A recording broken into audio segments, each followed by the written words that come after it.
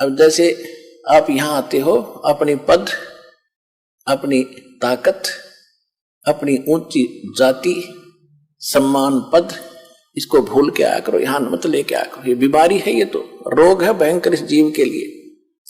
यहां तो एक दास बनकर आओ, जैसे बच्चा विद्यालय में। खुद भगवान भी प्रमाण देते हैं, चारों युग में मेरे संत पुकारे, कूक कहा हम हेल रे, हीरे माणिक मोती बरसे, ये जग चुगता ढेल रे।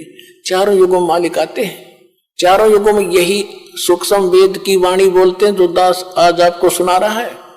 लेकिन उस समय ये संस्कृत के ज्ञाता, ये अभिमानी लोग इस लाल को परख नहीं पाते और हमें भी वंचित रखते हैं, स्वयं भी वंचित रह जाते हैं।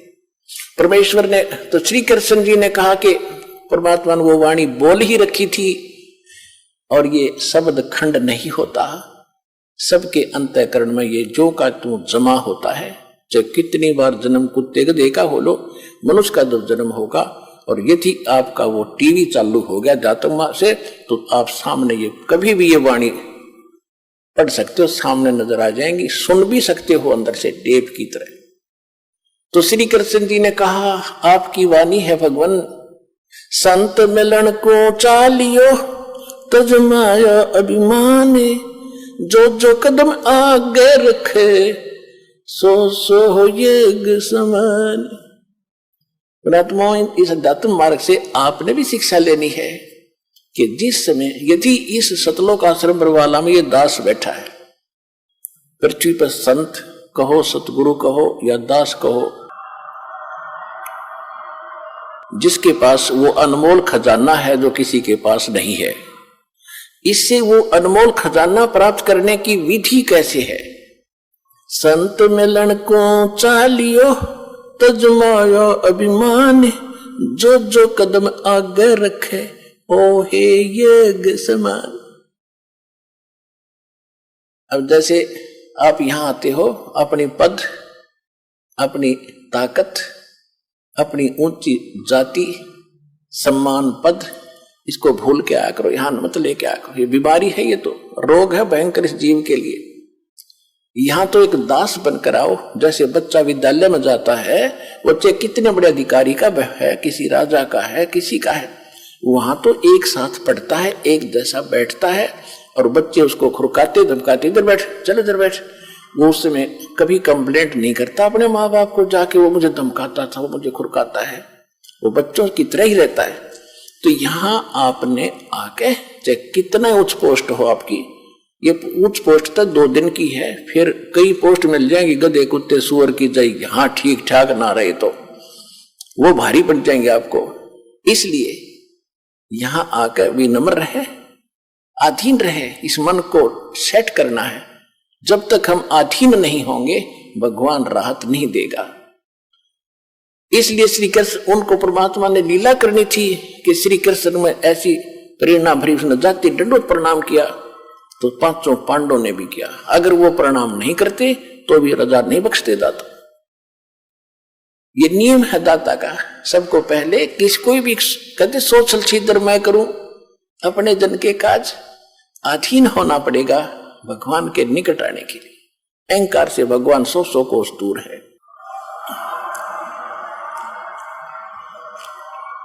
तो श्री कृष्ण जी ने कहा कि आप ही का वचन है भगवान, संत मिलन को चालियो तजमाया अभिमान, और जो जो कदम आगे रखे ओ हे एक समान। यानी इस प्रकार आने वाले भक्त को इस सतलोक आश्रम बरवाला में वही पुण्य मिलेगा जहां से आप चले हो, कहीं से चले हो। और कदम बोला मालिक ने ऐसे, चाहे आप ट्रेन में आए हो, चाहे आप किसी चीज में आए हो, वहां से यहां तक के कदम नाप देगा आपके, और उतने ही यज्ञ का पुण्य आपके अकाउंट में लिख देगा, जो यहां बिल्कुल मर्यादा में रहेंगे आकर के।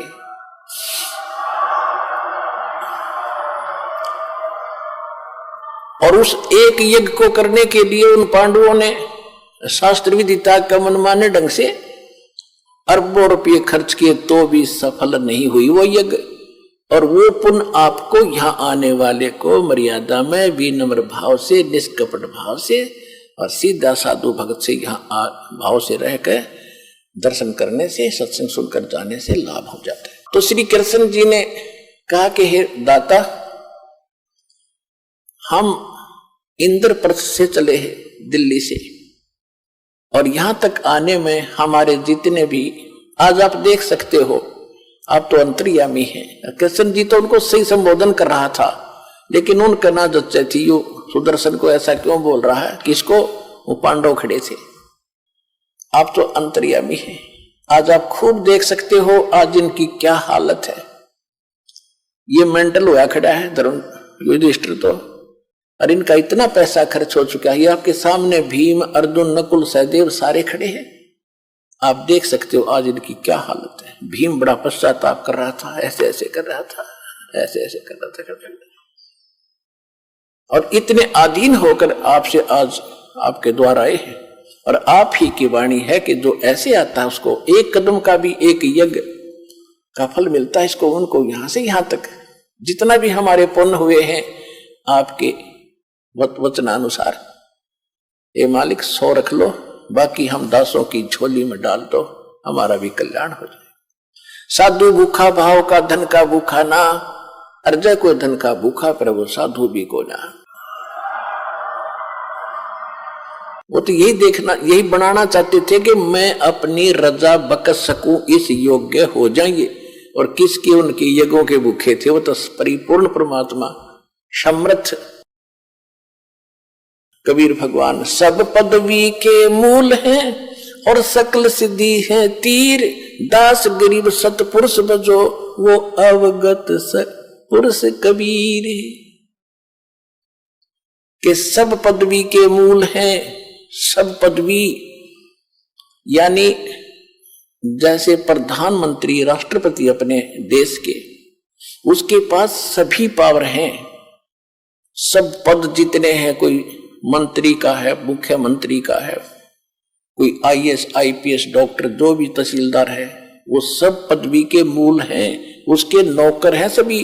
वो किसी भी पावर अपनी पद का, सब पद उसके पास हैं, उसने आगे बांट रखे हैं। तो वो फिर तहसीलदार बनना चाहोगे क्या, पर राष्ट्रपति नहीं। इसी प्रकार कहते परमात्मा तो कबीर जी तो सब पदवी के मूल हैं और सकल सिद्धि है तीर, उसके पास सब सिद्धियां हैं, असंख्य सिद्धि। यहाँ तो अष्ट सिद्धि में से कोई एक आदि सिद्धि प्राप्त करके ये चौधरी पाके फिरे थे, महापुरुष पाक गए थे, विद्वान और भगवान की दर्जा ले गए थे। अगस्त ऋषि जैसे ने 7 समुद्र पी लिए एक घूंट में, इसी से सबके यहाँ बोल बाला हो गया। कहते उसके पास सकल सिद्धि है तीर, उसके सब उसके पास वो सिद्धियां हैं जो इनके पास कभी नहीं हो सकती। और दास गरीब सतपुरुष भजो, गरीबदास जी कहते हो सतपुरुष की भक्ति करो, अविगत सत्य कबीर। अब इस बात से प्रसन्न होकर परमेश्वर ने कहा ठीक है मैं चलता हूं। खूब अधीन देख लिए। जब भीम गया था ना पहली बार, उसने बकवास करी थी, उससे पहले वो स्नान करके आया था एक तालाब में, बहुत बड़ा तालाब था, और उस समय भीम की भी हाइट लगभग 30-40 फुट की थी द्वापर युग में। और जब उसने उस तालाब में स्नान करने के लिए सुबह सुबह गया तो उसके पैर नहीं टके थे, गोते मार नाव था। तो तब परमात्मा ने उस भीम से कहा कि पहलवान इधर आए एक बार। कहा जी, जो तन्यों खड़ा था पहलवान भीमसेन, कि तू के डींग मार। उस दिन क्या कहा था भीम ने, क्योंकि सारी बातें बताएंगे। जब उन्होंने ये कहा ना सुदर्शन जी ने कि भीम तुमने नाश कर रखा, 18 करोड़ आदमी मार दिए, और आज तुम राज प्राप्त करके उन बहन बेटी विधवा होगी, अनाथ बच्चे होंगे, उसको नरक को खा रहे हो। तो भीम ने कहा था कि ज्यादा मत बोला बाबा जी, अपने दम से युद्ध जीता है, एक का मारू था 20 मरे थे, इतनी ताकत है मेरे में। तो उस समय परमात्मा तो अंतर्यामी, उन्होंने तो सबकी वार्ता का पता ही होता है क्या क्या बात हुई थी। तो परमात्मा ने कहा कि सुदर्शन जी रूप में कि भीम, जिस दिन आप पहले आए थे, जब ये कह रहा था एक का मारू था 20 मरे थे, मेरे में ताकत है, तेरे जैसे ताकतवर नरे जा लिए, तो पासिंग भी कोई ना भाई। जिस दिन आप यहां आए थे और उस तालाब में स्नान करके आए थे कहीं, कहा जी उस तालाब, वो तालाब बताऊं कौन था? वो कुंभकर्ण का यू खोपड़ी थी ऊपर ऊपर की या कटोरी सी, जो वहां पड़ी थी और पानी से भरी हुई थी काफी वर्षों से। वो स्वच्छ जल है उसमें। वो तो कुंभकर्ण का यूं इतना हिस्सा था, खोपड़ी खोपड़ी ये कटोरा सा। बाकी कितना होगा ना सोच ले पहलवान, तेरी क्या औकात है उसके सामने। उसके जोड़ में तो तू त्रेपा भी ना टेके थे उसकी खोपड़ी में। वो कितना ताकतवर कितना बलशाली होगा। ये तो सारी सच्ची मान्यता का जी होगा, होगा जी अवश्य होगा। जब नहीं जब बताऊं तो ना सुना वो। तो पुण्यात्मा आप देख लो विचार करके, इन बातों में हमने नहीं आना है। संसार की कोई वो फलानी ताकत है वो है, ये बकवाद है सारी। ताकत तो एक ही है मालिक की, उसके बाद सब झूठी है। सतलोक चले गए तो हमारा कल्याण है, नहीं तो यहाँ पर माटी नुए बनी रहेगी असंख्य जन्मों तक। तो परमात्मा बोले ठीक है पहलवान, अब चलते हैं तेरे वहां भंडारे में। ऐसे कर, ये मेरी खुट्टी ऊपर एक लकड़ी पे परमात्मा की माला थी, उसकी सुदर्शन जी की या मनकों की माला, जिससे भजन करते मंत्र करते हैं, लकड़ी की मनियों के। कहने लगा ये माला उतार, मैं लेके चलूंगा। भीम गया फटाफट, क्योंकि आज्ञाकारी हो गया था जब, तो ऐसे महापुरुष से हमारा काम बनेगा। माला उतारने लगा तो भीम ने सारी ताकत ला ली और न पसीना आ गया और शर्मा के नौका नो छोड़ के आ गया। तो परमेश्वर कहने लगे कि पहलवान रथ दे, जल्दी चल लेंगे। बोलना नहीं, एक लोग खड़ा हो गया आके, महाराज मेरे से नहीं उतरती। परमेश्वर ने ऐसे किया था हाथ, वह अपने आप उतर के उनके हाथ में आएगी।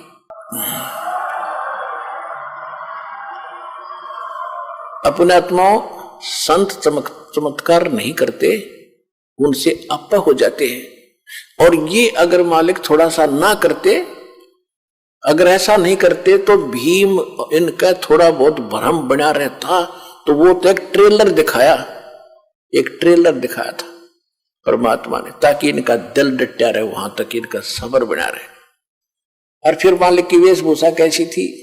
जंगल में रहने वाले फटी पुराने कपड़े, धोती लपेट रखी हुई, ऊपर खैर दे कपड़े उपड़े होते नहीं थे, और पैरों में बुआई फटी हुई, यानी मतलब जैसे काफी दिन स्नान हुए, गांव में से रहते हैं। इस वेशभूषा बैठे जाता, बाल बुढ़े हुए, छोटे छोटे दाढ़ी बढ़ रही, तो लेकर चल पड़े रथ में बैठा के। और वहां बैठे 33 करोड़ देवता, 88,080, 12 करोड़ ब्राह्मण, 9 नाथ 84 शब्द। और सभी जब उन्होंने देखा कि ये संत लाए हैं ये, और इससे कहते हैं कि शंख बजेगी, तो वो सभी जो उपस्थित थे, वो सभी देवता वगैरह, वो क्या कह रहे थे आपस में कि इनके पाप ही ज्यादा है भाई, ये तो इनको भोगने ही पड़ेंगे, ऐसे थोड़ा ठीक होते हैं। यानी अपने ऊपर दोष कोई नहीं देता कि हमारा ब्यों तो नहीं इसको ठीक करने का, हमारे अंदर अभिमान है ये। तो जब उसको लेकर आए तो सभी ने अपने परने मुंह पर लाकर हंस रहे हैं कि ये बजाएगा इनका शंख, ये भी भ्रम मिट जाएगा इनका। अब श्री कृष्ण जी ने द्रौपदी जी से कहा कि द्रौपदी बहन, ये महापुरुष है जिसे तुम्हारा यो काम बनेगा। नहीं तो सबके, वो तो बहुत दुखी हो रहा था सारा परिवार, काम नो पैसे सारे खर्च लग हो गए और संकट निवारण हुआ नहीं। यो 3 ताप का कष्ट भी ना मिटा। प्रेत बात आती धर्मदास उसको, धर्मराज युधिष्ठिर को, और वो भी इतना हट्टी। तो द्रौपदी से कहा कि बहन ऐसे कर, श्री कृष्ण जी ने कहा कि बहन बढ़िया भोजन बना, ये महात्मा रोटी खाओगा, भोजन खाएगा तो शंख आपका काम पूरा होगा।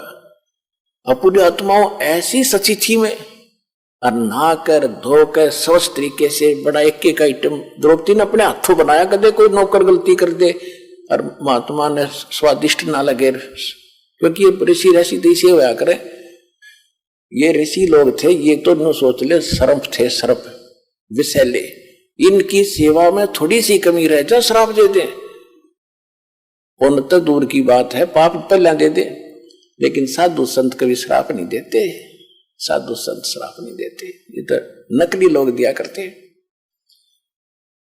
तो द्रौपदी ने भोजन बना के मैं बनाऊंगी, कहीं कोई त्रुटि ना रह जा किसी नमक मसाले में बनाने में। बना के भोजन नारी नारी आइटम, जलेबी न्यारी, कचौड़ी न्यारी, पकौड़ी अलग से, लाडू, दही बड़े, हलवा, पूरी, कचौरी सब बना के बड़े से थाल में कटोरियों में डाल के और महात्मा जी के सामने खुद परोसा। अब परमात्मा ने क्या किया, कटोरी तो न्यारी रख दी अलग अलग, उनमें से थोड़ा थोड़ा भोजन डाल लिया, सब आइटम ले लिए थोड़े थोड़े, भी मेहनत करी है बेटी ने, और थोड़ा थोड़ा इतना सा सारा डालकर थाली में इकट्ठा करने लग गया।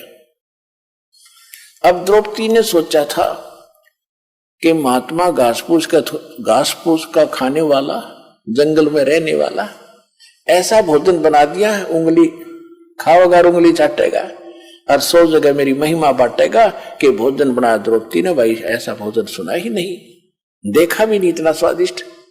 अब उसने बनाया तो इस दृष्टिकोण से था, सभी बहनों की यही एक टेंडेंसी होती है कि अतिथि आ जावे तो कोई मेरे बनाए हुए भोजन में त्रुटि ना रहे, कहीं ये बाहर जाके मेरी बुराई करे कि ऐसी बहन थी उसने कुछ भोजन भी ना बनाना आया। तो अपने सामर्थ्य से अच्छा भोजन बनाती है, यही द्रौपदी ने किया। जब उसने देखा द्रौपदी ने कि इसने तो सारा काम बिगाड़ दिया, सारा गुड़ गोबर कर दिया, सारी इकट्ठी कर दी, टेस्ट नहीं लिया किसी वस्तु का, और मैंने 2 घंटे तक दो में आंख फुड़वाई, लकड़ी से चूल्हे पर बनते थे आइटम, तो मन मन में बहुत बुरा भला कह दिया महापुरुष के प्रति कि जिसी सकल इसी अकल, शूद्र का शूद्र ही रहा, इसने खाने का भी नहीं पता, ये काहे का शंख बजाएगा, काहे का ये काम पूर्ण करेगा, ये मन बड़ा दुष्ट है, 1 मिनट में काम बिगाड़ देता है। अब वो तो अंतर्यामी थे, द्रौपदी में के बकवाद भारी है, अहंकार था उसके अंदर कि मैं राजा की रानी, मैंने खुद भोजन बनाया, राजेश ने ये क्या कर दिया, कोई खाने का भी नहीं पता इसको, मेरे को एक बार भी ना सराया। परमात्मा अंतर्यामी थे, अब उसमें वह मरोड़ रही थी, अहंकार था। जब तक अहंकार है भगवान मदद करेगा नहीं, उसका वो अहंकार तोड़ना था, उसका बल काटना था, तो उसमें मरोड़ी रह रही थी थोड़ी बहुत, बल टेढ़ा बन रह रहा था, टेढ़ापन ठीक करना था द्रौपदी का। परमात्मा ने क्या किया, जितना भी वो सामान थोड़ा थोड़ा इकट्ठा पदार्थ मिलाए थे, इकट्ठा करके एक बार खाया। जो शंख रखा था टस से मछली हो रहा था, उसने एक बार आवाज की और बंद हो गया, सबका ध्यान गया, खुशी की लहर दौड़ गई कि हो बन गई बात। दूसरी बार फिर खाया, दूसरी बार फिर शंख ने आवाज की, फिर बंद हो गया। 5 बार में उसने सारे आइटम को खा लिया जो डाल रखा था थाली में, तो 5 ही बार में वो शंख बजा और बंद हो गया। परमात्मा ने वह थाली चाट दी और साफ करके रख दी। अब युधिष्ठिर ने कहा कि भगवान ओहो निहाल हो गए, ये परमात्मा कहाँ छुपा था ये रुस्तम, ओहो ये तो परम संत है, आपने बड़ी दया करी, ये आप ही का आशीर्वाद है इसके ऊपर। कृष्ण जी बोला मेरा आशीर्वाद ना है, ये तो आशीर्वाद किसी और का है, तुमने उसका पता नहीं, ये आशीर्वाद तो कोई और है, ये खुद आशीर्वाद दिखा है मैंने, तो आशीर्वाद नहीं है इसके पास। तो फिर कृष्ण जी ने कहा कि भाई बात सुनो, ये अभी बात बनी नहीं। क्यों नहीं बनी भगवान, क्या बात हो गया?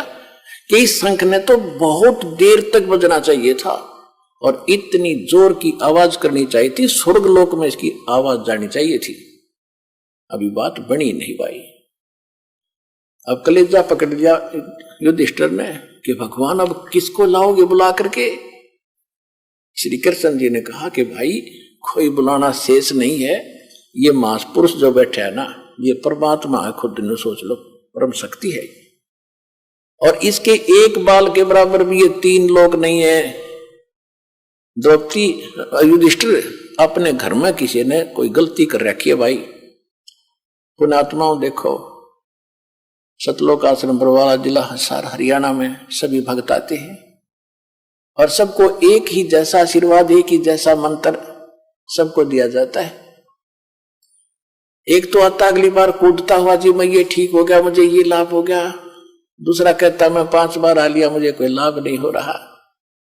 पुण्यात्माओं, जब पावर हाउस एक और उसी से कनेक्शन सबको दे रखा, एक की बिजली जल रही है, पंखा चल रहा है, दूसरे का नहीं जग रहा है, तो तेरा पंखा खराब है, उसने ठीक करा भाई, जगेगा। सतगुरु के दरबार में कमी काहे की ना, हंसा चूक नहीं पावता, तेरी चूक चाकरी मां। अपनी त्रुटि ठीक करे।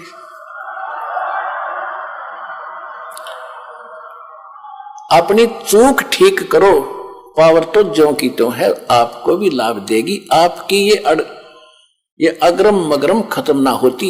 ये कैसे हो सकता है, ये कैसे हो सकता है, मतलब काफी दिन में सेट होगी। जब जिस दिन यह सेट हो जाएगी, Kabir is God nothing else, फिर देखना खेल दाता के। यही तो बात बिगड़ी पड़ी है। काल ने सबसे पहले ये नाश किया कि भगवान का नाम और निशान मिटा दूं और किसी को भगवान माने धक्के खाओ। अरदास के लिए सबसे बड़ी समस्या है कि मैं भगवान को भगवान सिद्ध करूं, हजारों प्रमाण दूं, जब जाके दिमाग में सेट होती है सचमुच कबीर इज गॉड। और जब तक ये विश्वास नहीं होगा वो लाभ मिले नहीं।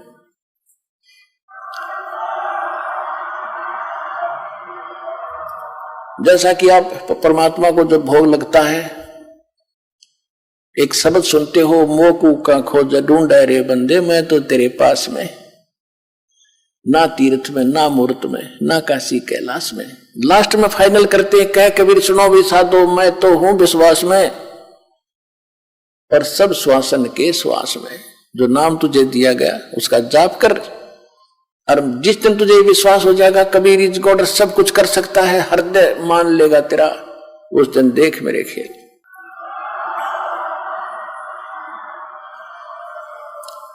तो द्रौपदी के मन का दोष निकालना था। श्री कृष्ण जी ने कहा कि ये भगवान है खुद, और कोई अपने घर में त्रुटि है जिस कारण से लाइट नहीं आई, पावर आई नहीं, झपके मारेगी 2 बार 5 बार झपके लगागी, बंद होगी। तब कृष्ण जी को पता था कि द्रौपदी घनी चौधर की भूखी है, कार से इसमें थोड़ा सा। द्रौपदी के बुला के, बहन सच्ची बताना, ये जब ये महात्मा रोटी खा रहा था, आपने इसके प्रति क्या विचार किए? कृष्ण जी भी देख रहे थे, द्रौपदी ने भी देखा थी, वो कोई नौकर थी, कोई नौकर ऐसी बैठी बैठी समझ गए थे कि अब काम बिगाड़ा तगी। तब उसने पूछा कि सच्ची बात बता, तूने क्या मन में सोचा इस महापुरुष के बारे में? इस महापुरुष बिना तुम्हारा काम नहीं होगा। तो इसने एक सुपथ सुधरी है क्या? इसको तो बाल्मीक समझती है। इसके एक बाल के बराबर भी 3 लोग नहीं, इतनी ताकत है इस महापुरुष के अंदर। द्रौपदी ने कहा सच्ची बता। द्रौपदी से कहा श्री कृष्ण जी ने कि सच्ची बताना, कि हाँ जी सच्ची बताओ। मैंने किसी नौकर का सहयोग नहीं लिया नौकरानी का भोजन बनाने के लिए, अपने हाथों भोजन बनाया। ने सोचा था ऐसा भोजन खिला दूंगी, महात्मा गुण गाओगा मेरे जाके और उंगली चाटता रह जाएगा। जब इन्होंने सारा इकट्ठा कर दिया, खिचड़ी बना दी, मैंने बड़ा दुख हुआ और ये शब्द बोल दिए कि रहा शूद्र का शूद्र, इसने खान का पता ना पीन का पता है, और ये काहे का शंख बजाएगा, काहे की कार्य सिद्ध करेगा। श्री कृष्ण जी बोले आपने तो एक पाप और इकट्ठा कर लिया, संत के बारे में गलत सोच कर। संत तो किसी तरह रहे, कैसे ही करे, तुमने बकवादों की जरूरत नहीं। अगर आप ही इतने अच्छे होते तो फिर इसको बुलाकर मैं क्यों लाया, मूर्ख हूं क्या मैं, ये सोच लेती थोड़ी बहुत। ये क्या है, कौन है, ये तो मैं भी ढंग से नहीं जानता, पर काम बनेगा इस तरह। तब द्रौपदी से कहा कि तू इसके चरण धो, या धूल समेत इसके पैर पी, चरणामृत पी, ताकि तेरी अकल ठिकाने आवे, तेरा पाप कटे, अहंकार मिटे। द्रौपदी जब बात बनेगी।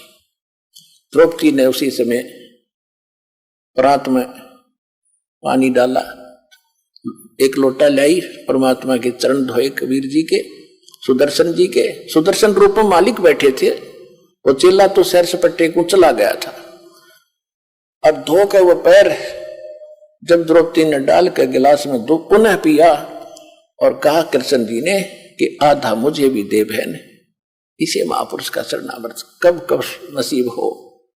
आधा श्री कृष्ण जी ने पिया, आधा द्रौपदी ने पिया। उसी समय शंख बजा, उसी समय शंख बजा और स्वर्ग तक उसकी आवाज गई।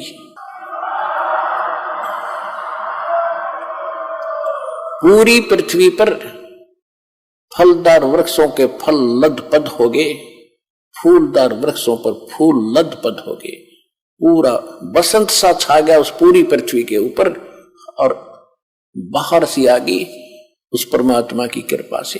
तब उनके वो 3 ताप का दुख दूर हुआ। वो 3 ताप भी तब कटे, वो प्रेत बाधा भी ना श्री कृष्ण से कटी, ना और साधना ऋषि मुनियों से कटी, समाप्त हुई। वो संकट भी परमेश्वर कबीर जी के उस शक्ति से, विधि से वो हुआ। तो पुण्यात्मा यहां जो आते हो आप, यहां वो साधना है जो सुदर्शन जी करते थे और भगवान बताते थे, और उसी साधना से मालिक ने कितनी संकट टाले थे। तो यहां जो आप साधना कर रहे हो, आ रहे हो, आपके ये 3 ताप भी कबीर परमात्मा यहां करेगा, इस विधि से करेगा, सारे ठीक होंगे।